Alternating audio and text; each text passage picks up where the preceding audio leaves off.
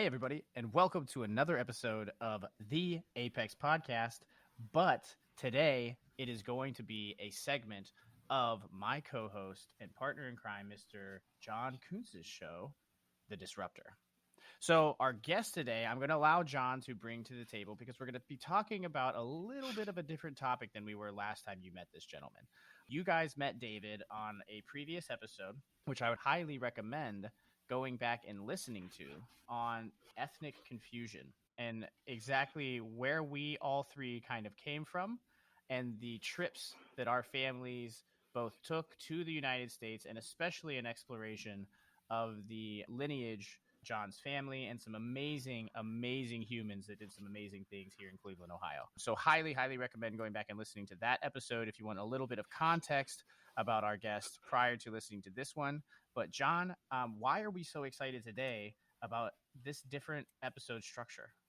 You know, part of it is I'm really excited because this is our 11th episode of The Disruptor, Jan, which is sort of hard to believe that you and I have gotten 10 of these. Double digits. Yes, double digits. And so I was thinking the other day, which is always a bit dangerous, that this show is, now that we've entered the sort of what I call the third decade of the millennium, and the volume of change and the subsequent disruption we're all experiencing is just truly unprecedented. And at least in my 4 decades of being in the technology space, I've never seen so much change, so much churn, so much disruption. You know, and as our mantra sort of like we like to say is you're either being disrupted or you're the disruptor. In other words, are you Blockbuster or are you Netflix? Are you, Macy's trying to deal with disruption from Amazon and so forth? But, with that said, for nearly 2 years, we've all been experiencing a form of disruption. And if you remember back, Jan, when you and I interviewed Gary Guller in episode 8 in February of this year, we talked about 2020 throwing us the mother of all disruptive curveballs. And here we are now, nearing the end of 2021. And so I wanted to add a third component to our disruptor theme. And that is, how are you dealing with disruption? What can you do to survive these waves of disruption that seem to be hitting us on various fronts? So today, as you alluded to, we are bringing back David Kundtz, and we are going to talk about surviving disruption by learning the art of stopping. So, David, welcome back to our show, and I'm real excited to be able to, talk with you and get some insights, particularly around your most recent book, The Art of Stopping. John, thanks. Great to be here with you. For those that didn't or haven't listened to the last show, and I'm going to let David give a bit of a more detailed introduction because I think it's better when we understand the backstory of the guest. But in a nutshell, David's a speaker, counselor who's now retired from private practice, and an author of numerous books. And I'm thinking you're up around 8, 9, seven. Depending on how you count them. There you go. Okay, that's fair because I was trying to do a count and I kept coming up with different numbers. Yeah, exactly. But David's most recent book, as I mentioned, is The Art of Stopping: How to Be Still. A friend of mine uses a saying, and I sort of stole it, is everyone is born into a story. And I was hoping you could give our listeners a bit of insight into your fascinating backstory, if you don't mind. No, not at all, John. Yeah, my backstory is in Cleveland, Ohio, born into a Hungarian, Irish, German family in 1937, and went to school at U.S. in Shaker Heights, school at Georgetown, then went to the seminary, was a priest for almost 20 years in the Diocese of Boise, Idaho. And in South America, I served 3.5 years in Cali, Colombia, South America, which I really loved. Came back, got retrained, left ministry, got retrained, and became a psychotherapist, family counselor here in California in the Berkeley area, and retired from that several years ago. And in the meantime, I've been writing. And my most recent book is the one you mentioned, The Art of Stopping. It's actually a rewrite of a book that was published back in 1998. And so much has changed that the publisher encouraged me to rewrite it, go through and update it completely. So it's really almost like a new book. That's why it's difficult to count how many books there are. So yeah, that's my backstory. That's been my last project, and that's what I'm actually working on now, is sort of marketing the book. So David, tell us, what is stopping? Give us a little background. Is it a system? Does it have components? Absolutely. Stopping is doing nothing as much as possible for a moment or a month in order to wake up, remember who you are and what you want. In other words, stopping is doing nothing to become awake. My conviction, John, is this. Each of us has within us, in this I go back into all of the traditions, spiritual traditions, both of the East and the West. Each of us has within us the wisdom and the knowledge, the understanding, and the necessary wisdom to know who we are and what we want to do. But the world has become so distracting, so complex, and so fast changing, as you mentioned earlier, that we don't hear those voices and we can't access that wisdom because there's so much going on and there's so much going through our minds and our brains. So what we have to do is allow those voices and that wisdom access to our psyche, to our current, present awareness. And I'm convinced the only way we can do that is just by shutting up, being still, being quiet, being alone.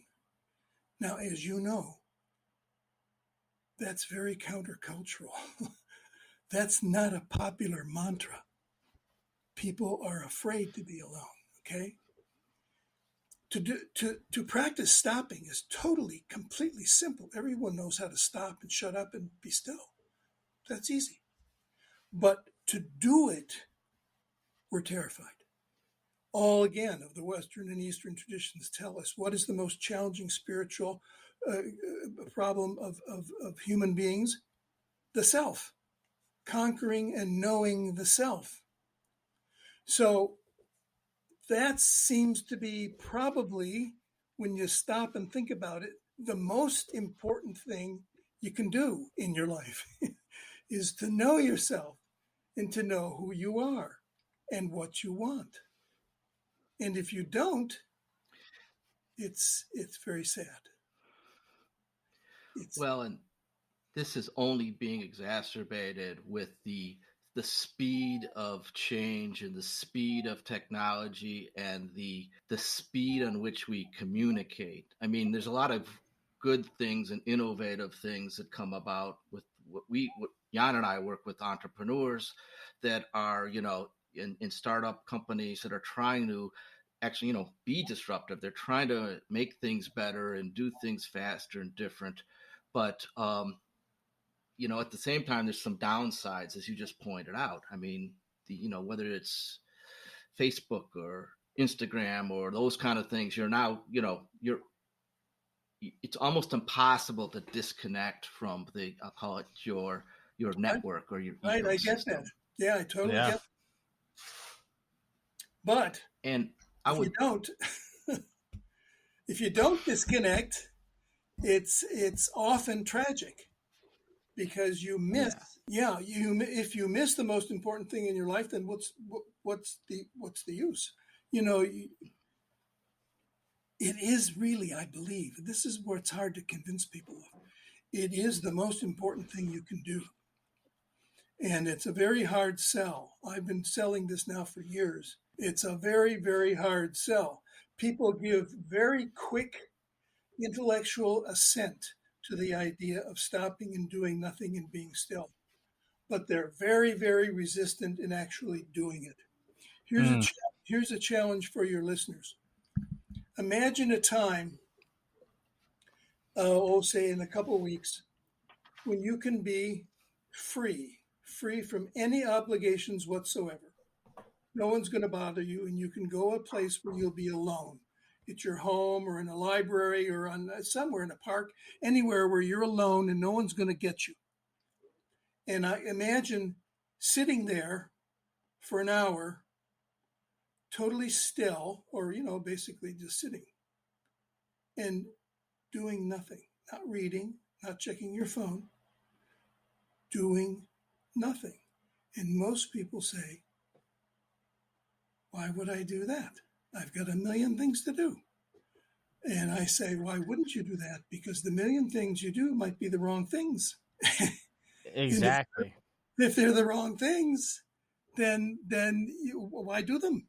I'm curious. I'm jumping here for a second. So I've, inside of that same vein, being raised with ethnicity, right? Being raised as a Slovak, like very in touch with that. My grandparents would always tell me, like, I remember asking my grandpa, Zedo, one time, what is your kind of key? And this man goes on at least 2 walks a day, minimum. And he's just goes on a walk. He's with the dog. He goes by the river, out into the woods, not talking to anybody. And he said, there it is. That's it. Key is usually praying and going on a walk. That's it. Like that's that piece. And when I started thinking about, okay, so that's how I was raised. That's how my lens is on the world. And I started encountering these people that are just like, go, go, go, go, go. More is better. Take an Adderall so you can stay up longer, so you can get more work done, and you're accomplishing tasks. And so I'm wondering if this makes sense to you, David. I've been thinking about this for a while.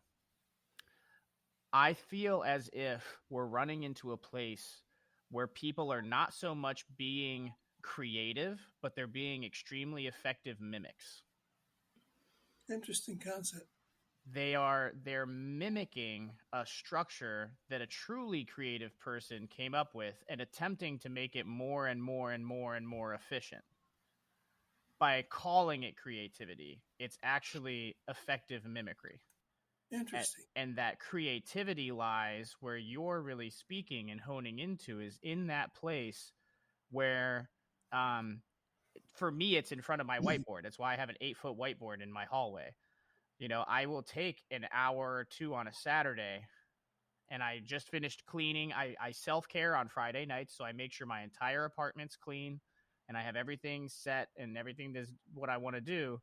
And then Saturday mornings, I always will take an hour and I just sit there and I stare at it, or I'll just relax and not really do anything. Look out my window at the view.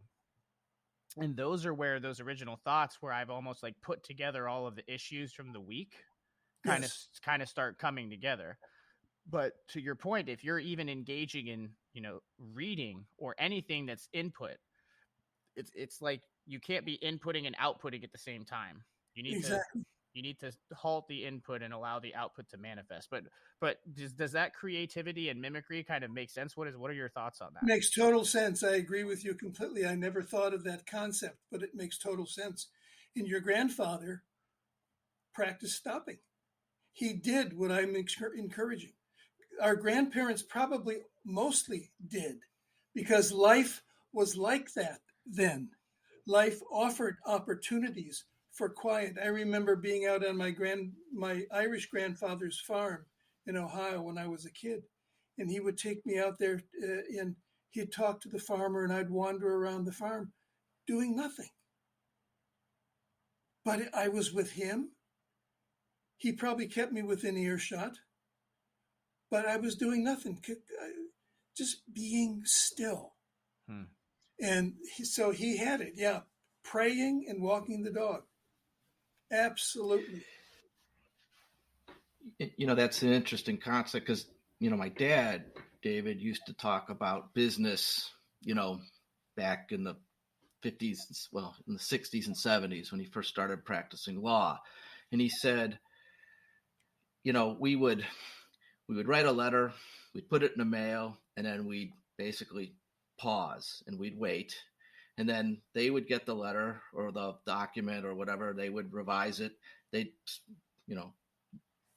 send a revised copy back in the mail. And so you would go this back and forth between negotiating and writing and communicating and just doing the art of business, for lack of a better word, right, would take weeks or days. Yeah. And then by the time Andy retired, he said the same amount of work was done in 4 hours because of emails and faxes and those kind of things. And he said, it just back and forth, back and forth, back and forth, back and forth. And there was no time to pause and reflect. It was just react. And I want to tie that back, this discussion back to our audience, which is typically entrepreneurs, startups, founders, even not-for-profits organizations to some extent, who again are under extreme pressure to move fast, to grow, to do an exit, whatever it might be. And I think back to this whole concept, they're just reacting. They're just doing stuff. They don't know if they're doing the right things or the wrong things. And one of my mantras with these guys is to try to give back the concept where 90% of startups fail.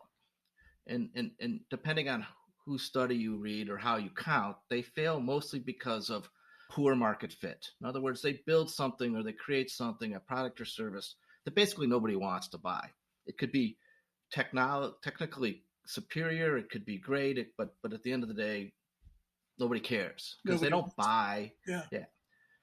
And so going along this theme, I'm thinking, and this is one of the reasons I wanted you on the show, was if people would take a step back and pause and think and meditate, just contemplate, as opposed to trying to always move, because entrepreneurs are, and even people in technology are incented to move as fast as they can, right?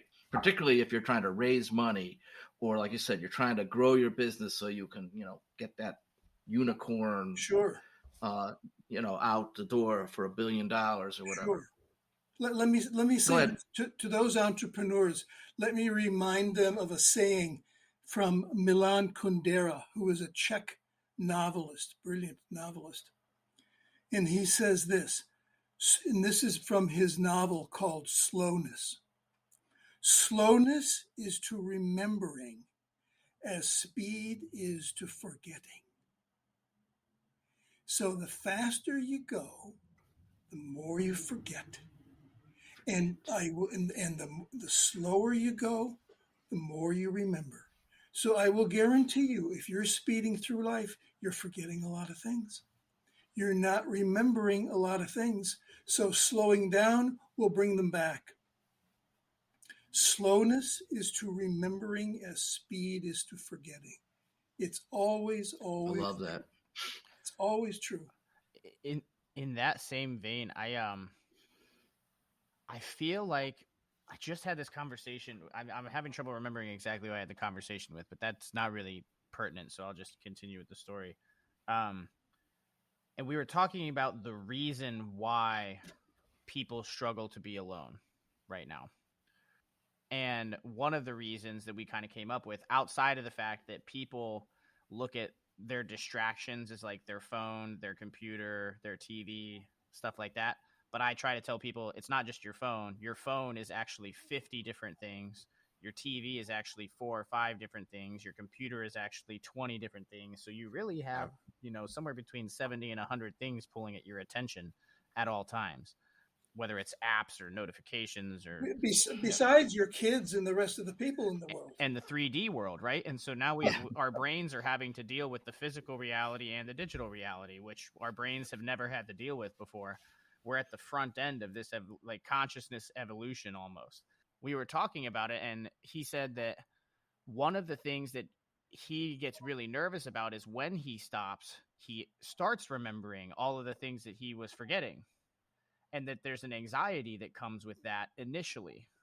But if he's able to tough it out for the first half hour, that he kind of reaches this place of understanding of self and is able to start working through stuff. But that initial knee-jerk reaction is like, oh, I just remembered 5-10 things that I need to go do. I'm going to go do them now, or I'm going to look it He up sounds and like do other stuff.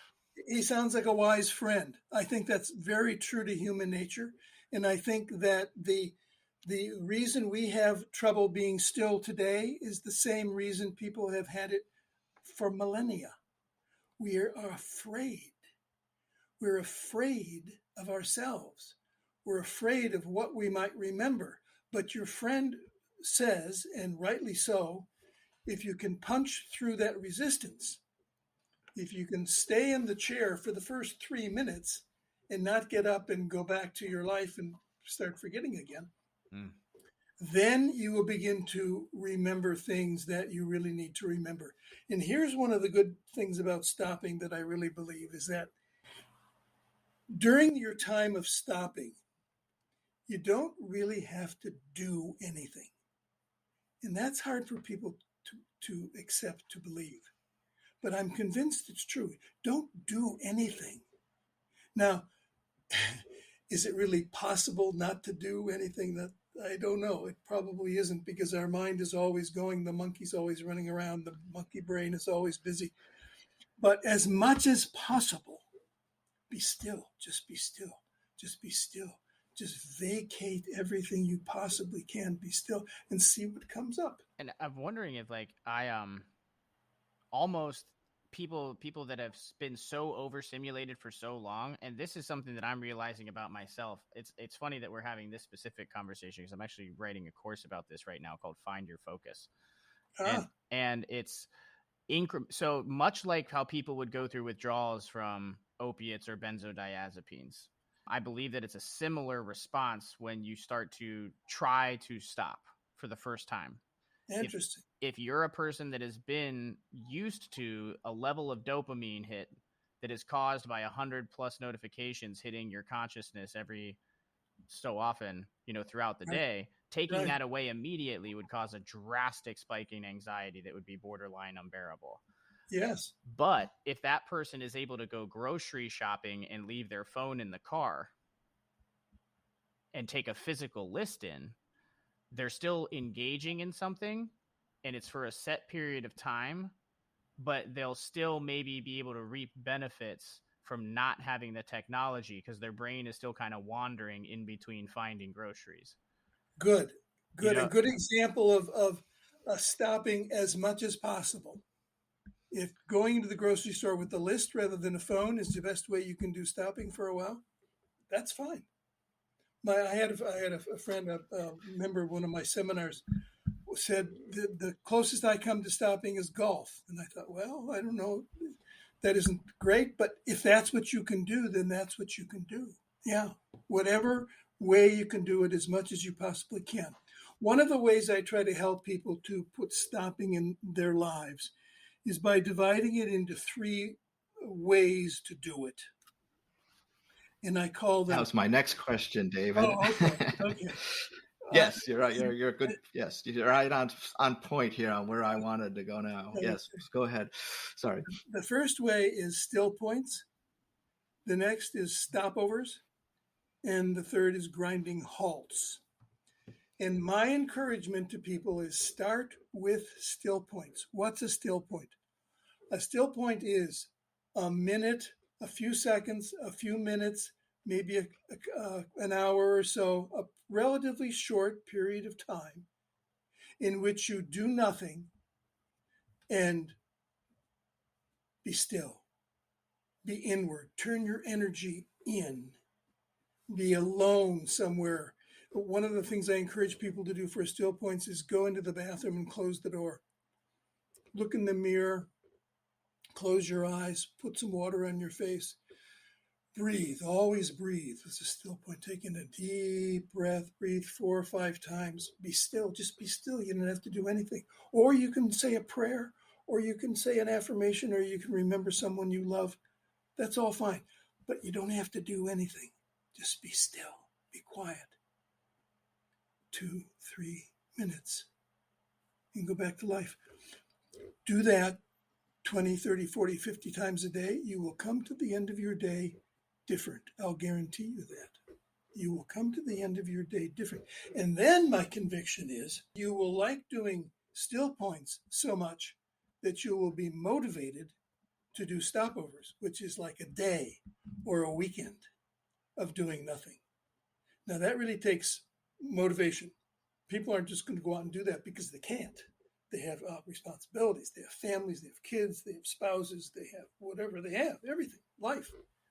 But if you're motivated, if you really want to do something, you'll do it. If you really want to do something, you'll do it. And I'm convinced the still points will make you want to do stopovers. And then you'll think, my God, I spent this whole day and I did nothing. I walked the beach. I walked around the lake.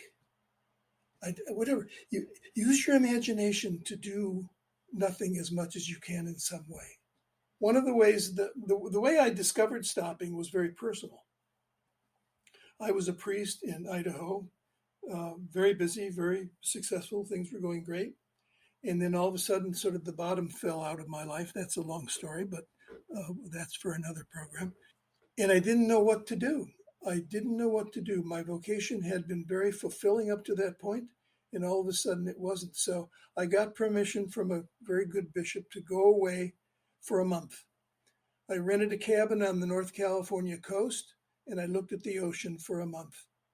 Why did I do that? Because I didn't have any idea what to do. I didn't know who to go to. I didn't know who to talk to. I knew that if I left ministry, it would be a great disappointment to many, many people in my life, and that people would not encourage me to do that. So I went away and I did nothing. And when I came back to life, after a period of time, I realized what I wanted to do. Would I have realized that had I not done the stopping? Probably, but I'm also convinced it would not have been as smooth. It would have been a much messier disruption than it was. And I knew in that time I could keep my values. I could keep my life together. I could remain who I was. I could remain true to myself and not do what I'm doing, do something else. That's how I discovered it. And that's what I call a grinding halt. That's a month. That's a long, most people can't do that. In fact, most people find it very hard to do a stopover for a day or a weekend or something like that. But I was fortunate. The bishop let me do it, and I did it. And it showed me the importance of being still to sort things out. I use the analogy of a computer, but I don't think it's accurate. Somebody told me don't use that analogy because it's not accurate. But anyway, I use it because it means something to me. I think a computer is always scanning things, zeros and ones, right? Isn't that it? Isn't that the idea? So that's what happens when you do a long stopping. Your computer is scanning your whole life. And you think of things from your youth and from your family and from the people who brought you life and who gave you life and where you come from, and you think of all that stuff. It just comes. It comes by itself, and that's what's going to filter your truth. What's going to filter what you need to know. So anyway, I got distracted.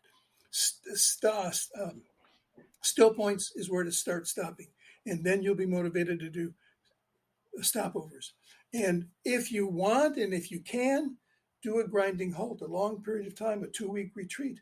Now, most people do grinding halts because they get sick or they have an accident. That's not the way to do it. Because even though you're not doing anything, you're sick. And when you're sick, you can't do much. I had an old priest tell me once when he was very sick and in the hospital, he says, Dave, if you're going to pray now. Don't pray when you're sick because you can't. When you're sick, you're sick. When you have an accident, you're hurting. No, don't wait for that, because sometimes that's the only way life can get your attention, is knock you over the head with an accident or a sickness. That's what I was just going to say that. I feel like when you're talking about these 3 phases, the stopping points, stopovers, and the grinding halt, I feel like as people are attempting to grapple with and balance their intellect with their intuition, right? Because right now we're very intellect heavy. We're very left brain. We're very left hemisphere. Absolutely. And I think people are starting to wake up to learn to lean into their intuitive capabilities, almost using their intuition as their compass and their intellect as their way to map out the steps to get to the coordinates. Good.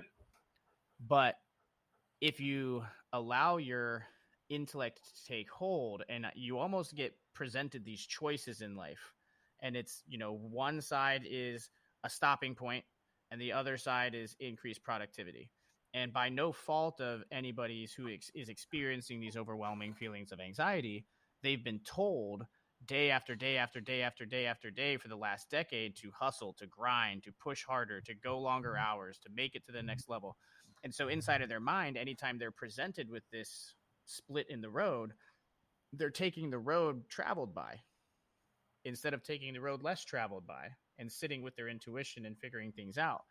And if you do that too many times in a row, life will start by offering you opportunities for stopping points.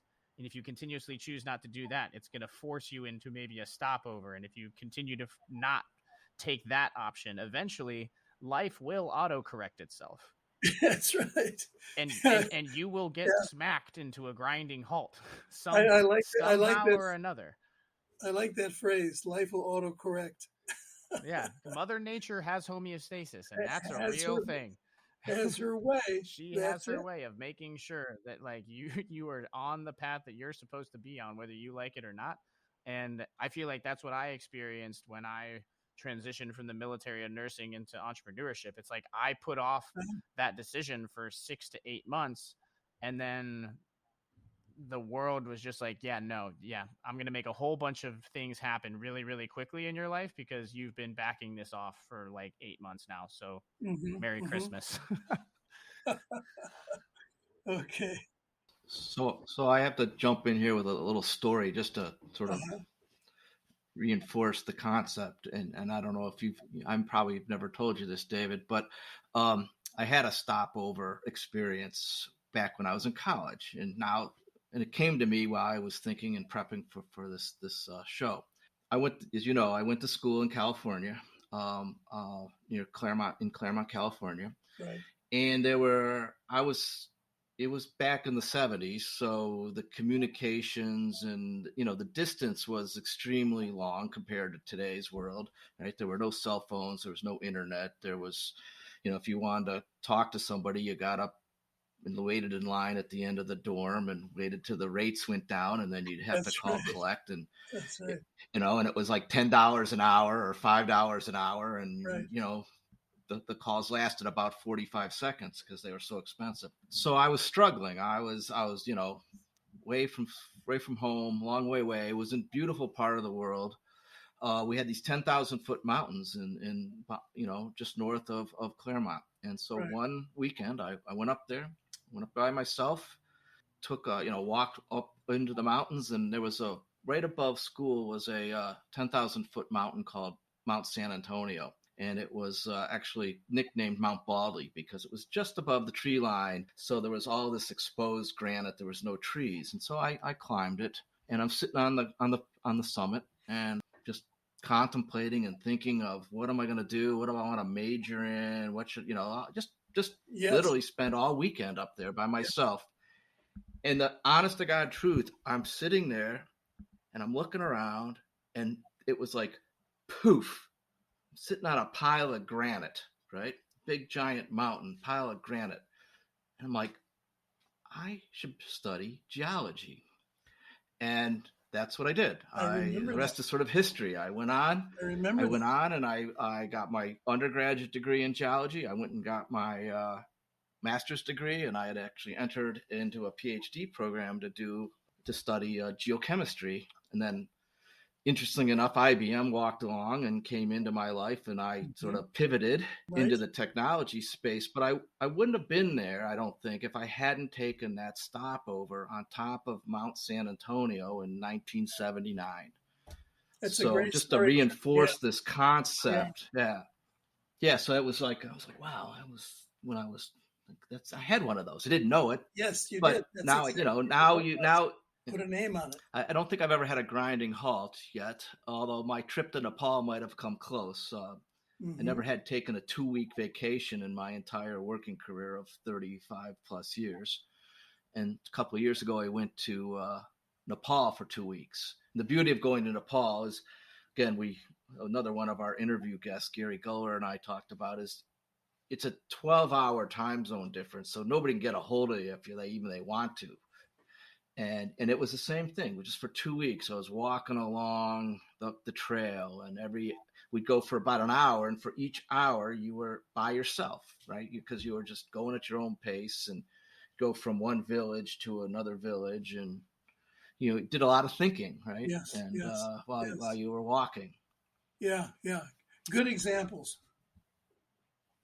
I think I have one actually in my book, very similar to your story about going to the mountain. There's so many different ways to do stopping. And one of the questions that a lot of people ask me is, what's the difference between stopping and meditation? And in some ways, there's really no difference at all.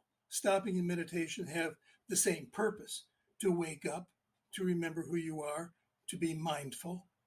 But meditation is more of a disciplined concept, more of a sitting concept, more of a daily routine that you do, which is good. It's good. I don't negate meditation in any way.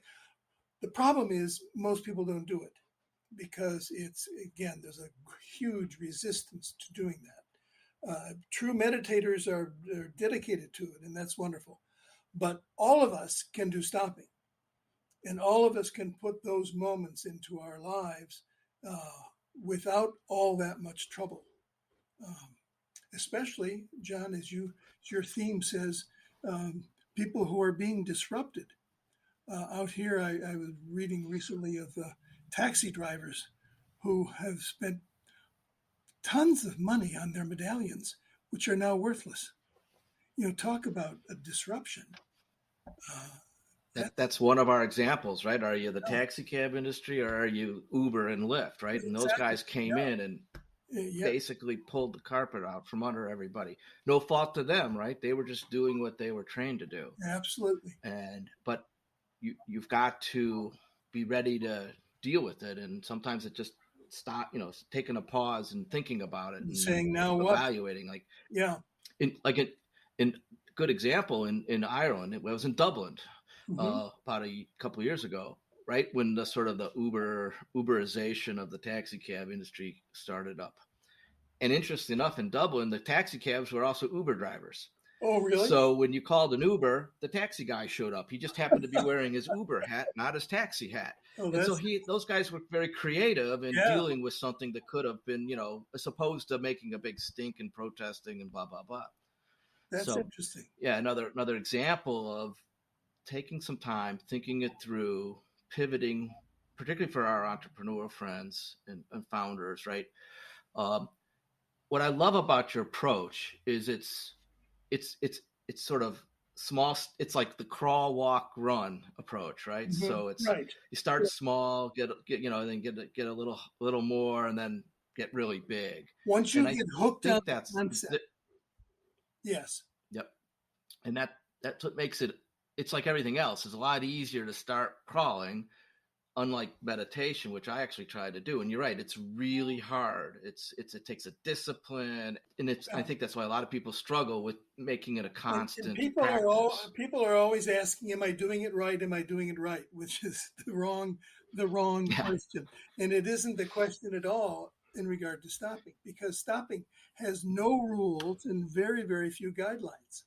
One of the other questions I get asked a lot is, there are certain people that have a very, very high metabolism, that are very anxious all the time and that have to keep moving. I think we probably all know people like that are jumpy and they never met anybody like that. Okay. Jan and I are brothers from another mother sometimes in this space. Okay. So I talk about stopping while moving. And this is what I mean by this is pacing is one example of this, is pacing back and forth in a room or outside or in a park in a known and a determined path Pacing back and forth. In other words, you don't have to watch out where you're going. You know where you're going. It's a determined path and there's nothing in your way. One of the ways to do that is what's called a labyrinth. Have either of you heard of a labyrinth? Yes. Yeah, I was going to ask if that was an example of one. Yes, it is an example of that. It's a big circle on the ground, and it's got a way in, one way in and one way out. And you just follow the path. It's not a maze. It isn't trying to trick you. In fact, it's trying to make it easy. You just walk the path. And you don't have to worry about where you're going because the path tells you exactly where to go. And you walk slowly and you're doing nothing. The only thing you have to do is walk. That's an excellent example. Or pacing, or any way, like your grandfather, Jan, walking the dog. I do that every day. And praying is a good way. One of the great definitions of prayer that I liked when I was a priest, I would visit an elderly woman, and she said, "Oh, Father, I can't pray very well." And I said, how do you pray? And she says, "Well, recently I just sit and look at God, and He sits and looks at me." Contemplative. That's a contemplative. What else is there? Words don't make any difference. What do words mean? So, prayer is a great example of that. The other thing to do is to get out into nature. Nature is one of the best ways to help us stop, because nature is still. Nature is happy with itself. Nature is at home with itself. Or to be with an animal, a dog or a cat or any pet, that when you stroke a cat or you pet your dog, your heartbeat goes down and your blood pressure goes down and everything relaxes. So there's lots of ways to get into it. The thing is, will you do it? Here's a challenge for your entrepreneurs. If you can think of a way. Well, you must have read my script, David. Oh, really? Okay. It's exactly my one of my last questions for you is, how do we encourage our entrepreneurs to Here's a challenge. Here's a challenge for your busy entrepreneurs. Pick a time. I think I referred to it earlier. Pick a time in a week or two, and on your calendar, wherever you keep your calendar, on your iPad or wherever, pick a time, an hour, where you'll be alone. No one will get to you. You won't be distracted. And that might be a challenge for you, because if you have a family and when you go home, somebody's always there, or if you go somewhere, but try to find a place, even if it's a public place, a library, maybe a quiet carol in the library, but some place where you can be alone. Go there and sit there and pick a period of time that you think you could do, 15 minutes, a half hour, an hour, and just sit. And as Jan was saying earlier, if you find resistance coming on very quickly, punch through it. Just trust me on this. Just punch through it. Just do it. Sit there. Keep sitting there. And pretty soon you'll realize that your mind wanders.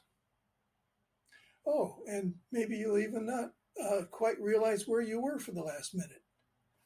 That's it. That's doing nothing. Do that for an hour.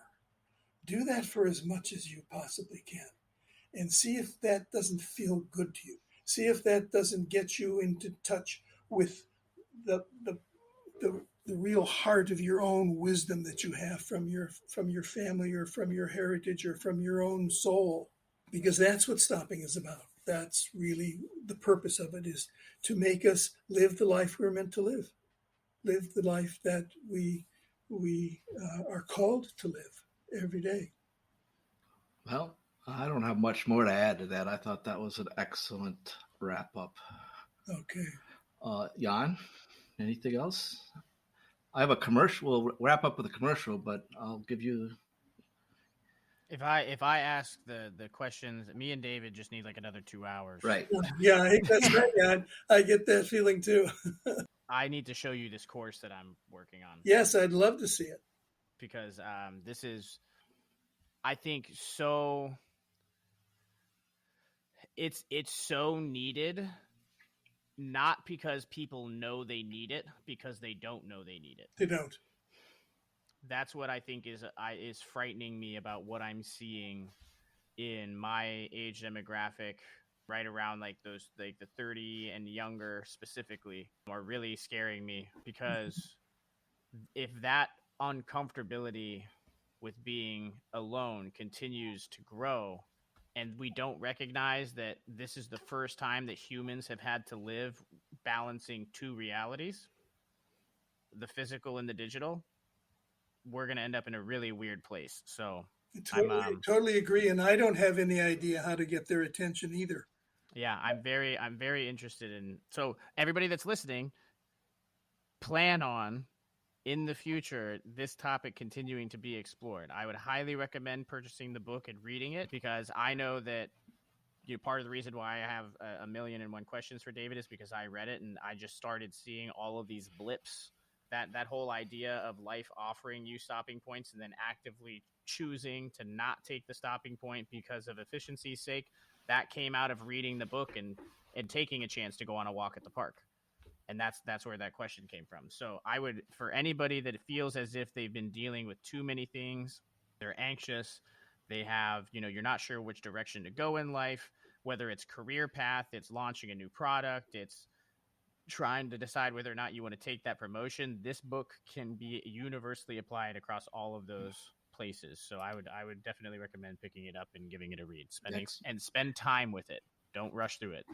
And spend time with the ideas. In one other resource that I'll give David's website a plug, you can catch up on his writings or sign up for his biweekly inspirational newsletters. And he's at davidkundtz.com. So that's his first name and last name with no space.com. And we will put those into the show notes, as well as a link to The Art of Stopping, How to Be Still When You Have to Keep Going. So, David, thank you very much for taking the time. I always love bringing guests in that start to get the little wheels in Jan's brain starting to go, and you've clearly done that. Steam come out of my ears. Yeah. Well, listen, thank you both very much. I really appreciate it. It's been a lot of fun, and maybe we'll continue the discussion on another episode. Very good. Thanks again. It's been a great pleasure.